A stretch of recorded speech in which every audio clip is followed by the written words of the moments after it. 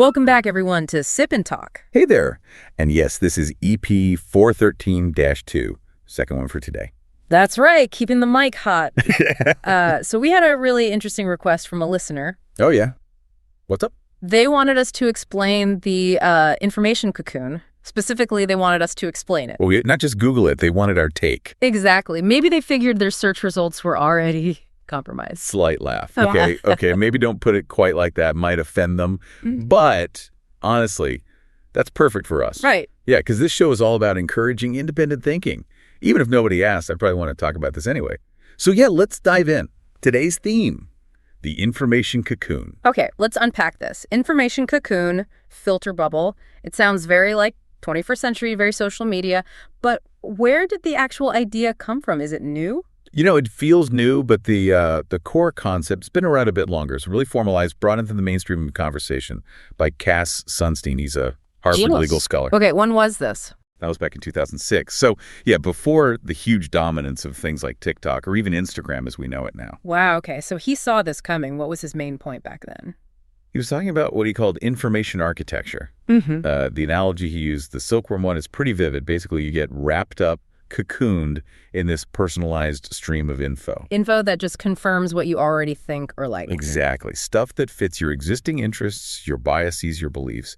And his worry coming from a legal perspective wasn't just, oh, this is annoying. It was about democracy. How so? Well, if people don't have shared information, shared facts even, how can a democracy function? That was his big concern. Structural damage. That silkworm image is strong. Trapped inside your own comfortable little information world.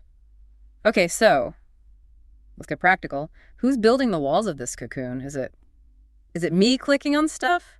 Or is it the platform? Well, that's the kicker. It's really a partnership, a devastating one sometimes. You definitely play a part through user choice. Just clicking on things I like? Yeah, you click the headlines that grab you, the commentators you agree with, the cute cat videos, whatever it is. And you instantly scroll past anything that are humming. Well, that doesn't vibe with you. And that clicking, that scrolling, that's data. Gold. Pure gold for the platforms. And that's where the other side comes in. The algorithm. Right. The mysterious algorithm. It sees what I like and what just gives me more. Pretty much. It learns your preferences incredibly fast.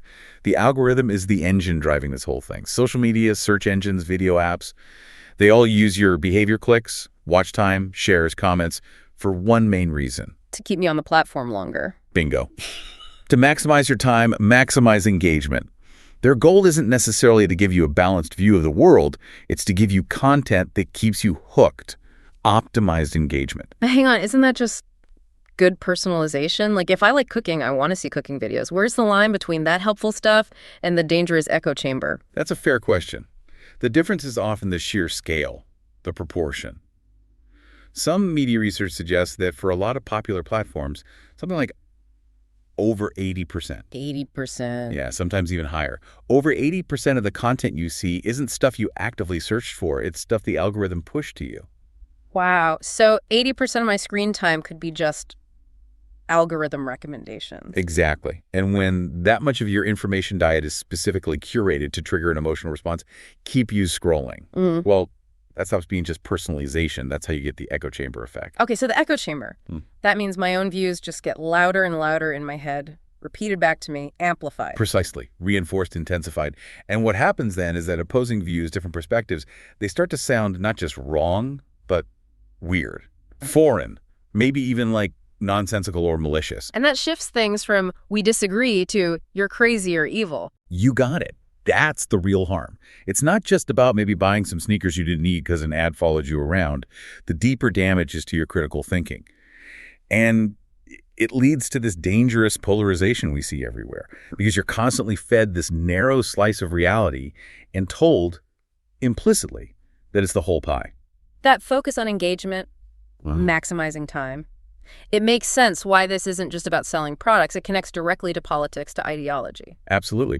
Because if an algorithm can optimize for selling you shoes, it can optimize for selling you an idea or a political narrative. And when states or political groups start using these tools, that's a whole different level. Right. It moves beyond just, commercial interests. It becomes about shaping how everyone thinks. Exactly. It becomes a tool for shaping the collective narrative. And states or powerful political actors, they often use a kind of two-pronged approach.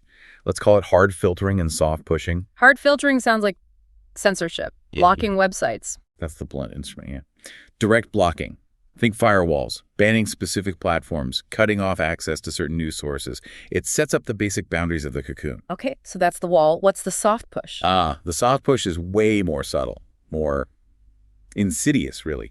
This is where the algorithms within the allowed space are tweaked, often under regulatory pressure or by design, to prioritize certain kinds of content. Content that aligns with what, the government's message? Usually, yeah. Yeah. Content that fits the national narrative, the state ideology, whatever the approved line is. It doesn't necessarily ban other stuff, but it makes sure the right stuff gets seen more. How does that work practically? Like, how does an algorithm push ideology? It could be lots of things. Maybe funding or promoting specific creators who make patriotic content so their stuff gets more views. Or maybe it's quietly de-ranking critical articles or studies so they don't trend. So it's about amplifying certain voices and muffling others. Right. Boosting specific hashtags, making sure certain narratives are always visible. The cocoon becomes less about your specific interests and more about a collective ideological viewpoint. Can we look at some real-world examples? You mentioned China earlier, the Patriots cocoon. Yeah, China's a pretty clear case of both methods working together.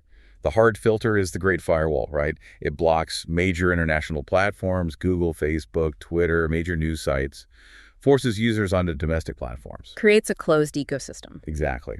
And within that ecosystem, the soft push happens. Algorithms promote content, emphasizing positive energy, nationalism.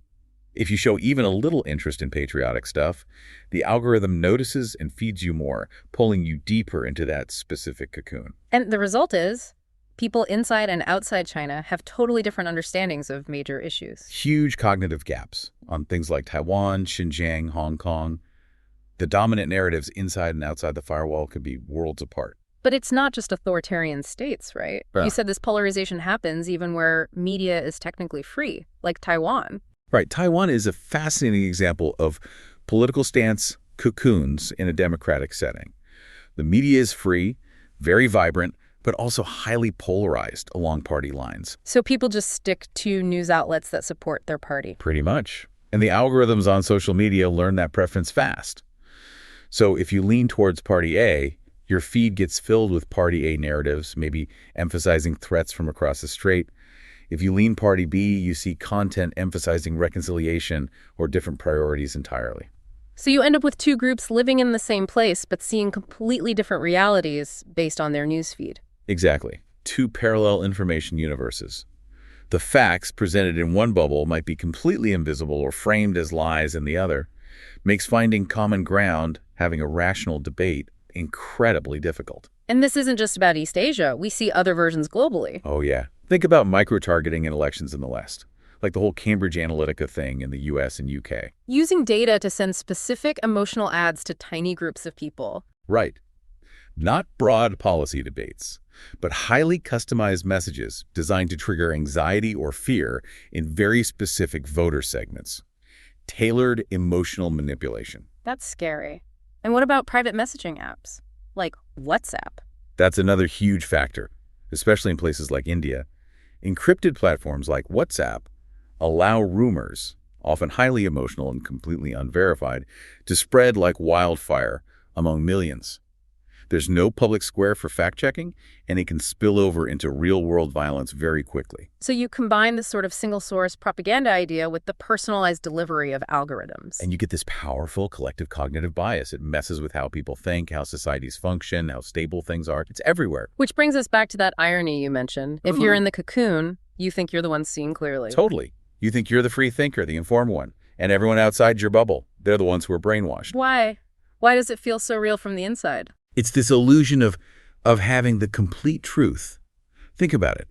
Day after day, you see dozens, hundreds of posts, videos, articles, all reinforcing the same basic viewpoint. It feels comprehensive. So you genuinely believe you've seen all the relevant evidence. Right. You literally can't imagine that a whole other universe of information, equally complex and internally consistent, even exists out there supporting the opposite view. And the content itself often plays a role, making it emotional. Huge role. Cocoon content often frames opposing views not just as wrong, but as, like, fundamentally immoral, evil. treasonous even. So it bypasses any attempt at rational debate. Completely. It jumps straight to moral judgment, makes you feel superior. And then when someone does present you with a contradictory fact, what's the reflex? To call it fake news or propaganda. Exactly, because accepting that contradictory fact would mean your whole stable, algorithmically reinforced reality might crumble. It's a defense mechanism. Man, it feels like we're trapped then, manipulated by clicks and code. So what do we do? How do we fight back against this? Is there a weapon? There is. And it's maybe not as flashy as you'd think, but it's powerful. It's logic. Logic, like philosophy class logic. Sort of. Basically, logic is the study of good reasoning. Valid inference. It's the tool that helps you strip away the emotion, look at the structure of an argument, and see if it actually holds up, regardless of how good or how bad that argument makes you feel. Okay, time for the anti-Cocoon toolkit then. How do we actually use logic when our Facebook feed is yelling at us? Okay, step one is critical. Question the evidence. Specifically, focus on sampling bias. Sampling bias meaning is the example typical? Exactly. You see some outrageous video clip, some shocking anecdote designed to make you furious or terrified. You have to ask, is this one extreme case handpicked to provoke me, or does it actually represent the whole situation? So, don't just react. Verify. Yes. And crucially, force yourself, and it might feel uncomfortable, to cross-verify big claims with sources from the other side.